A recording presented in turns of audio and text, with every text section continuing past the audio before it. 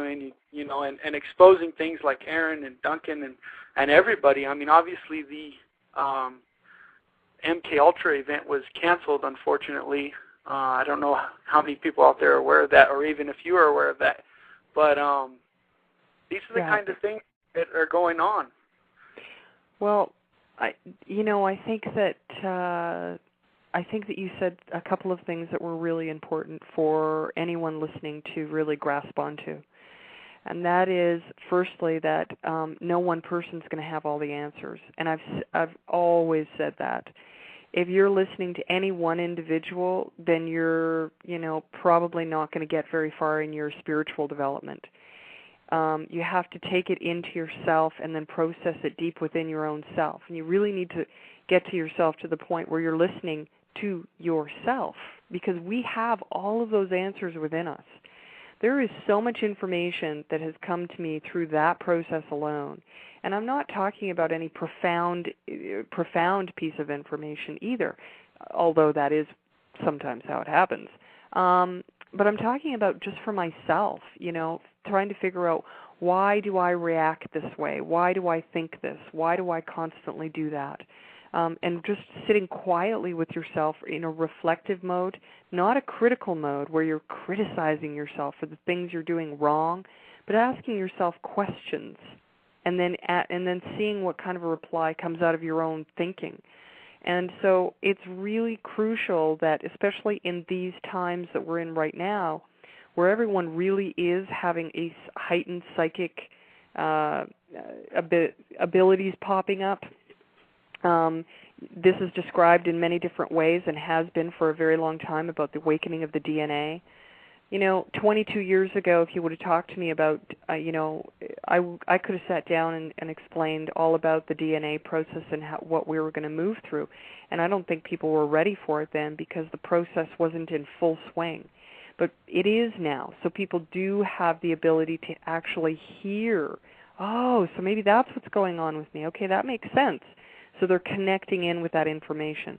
And the way I've had certain, conversations with people, I believe that people like Bill and Carrie, people like, any, and I'm talking about any individual out there that is a highly evolved spiritual being, even someone like the Dalai Lama, for example, use him as an example all the time.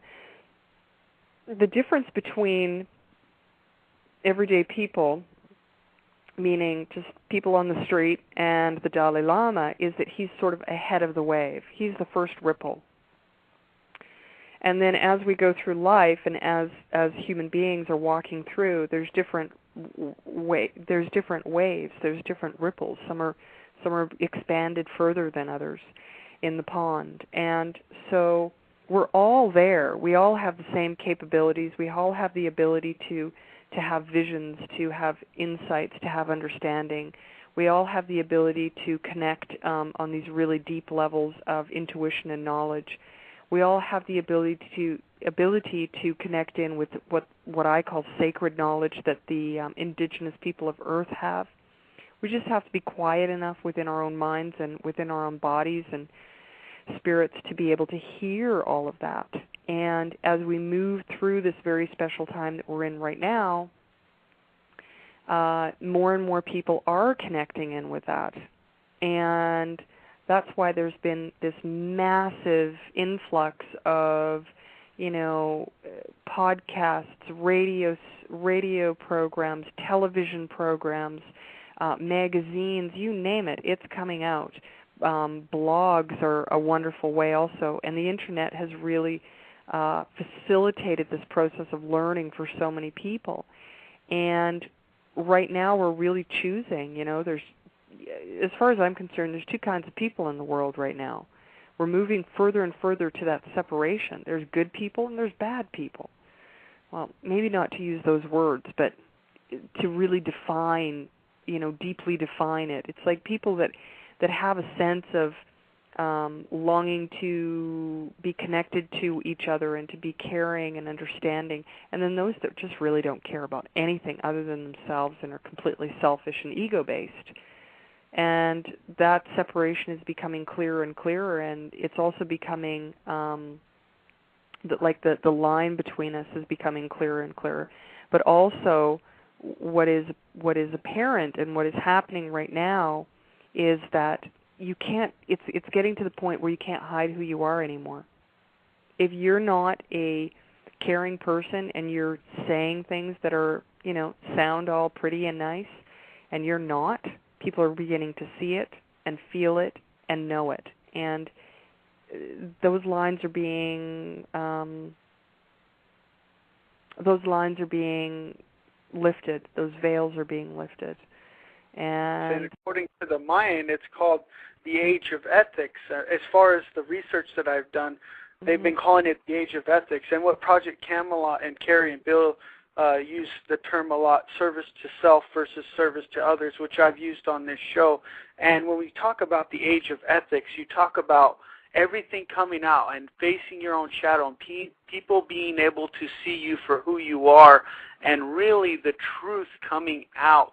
And in this Age of Ethics, you have this I'm getting stuck for words here, but you have the time. We're in the time right now of this, as you called, Age of Ethics. Yes.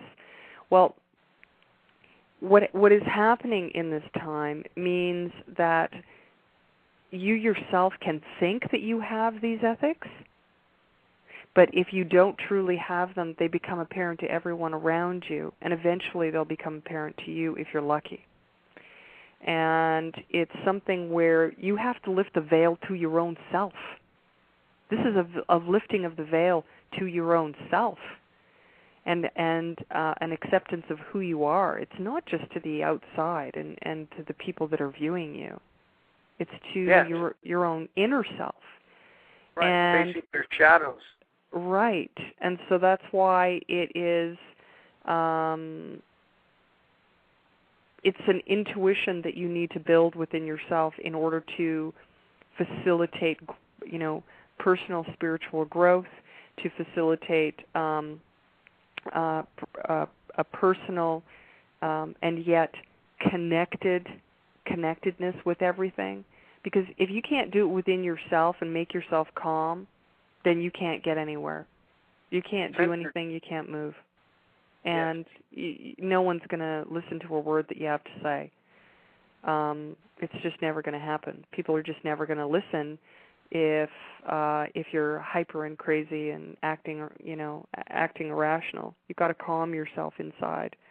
Got to calm that mind inside. Have I tried to learn that? That's a tough one to do. It really is, especially when you start to get some of this information, and people want to know it, and you're so excited to tell them about it. You definitely can go down that road. Now, when we talk about this evolution and we talk about the real DNA shifting or changing, it's been said that consciousness is speeding up. And then with consciousness speeding up, it's moving faster than the mind, frames per second. It's like at 1 billion frames per second. And in that is where you have to start relying on intuition, and only through centeredness and the calming through meditation for some of us, and probably most of us, meditating and getting calm and finding that place where inspiration lies and where you have those answers, which you were talking about a little while ago. Now, the next step, according to my research, is the age of co-creation. And at that point, we'll start to split, and we'll realize that those people who are service to others will go down one timeline, and those who are service to self will go down another. So for everybody who's really afraid of the things that are happening right now and where we're going to be, let's say 6 months or a year from now, it is so, for so many people, it's like a big question mark. What can you say to those people? Well, what I can say is that when you talk about these things as you're moving into them, it is often difficult to really express what we are going to be feeling as we move through them. and what we're going to be sensing, because everyone's going to be at a heightened sense of perception. And that the people that are in fear of what it is that's happening are going to become even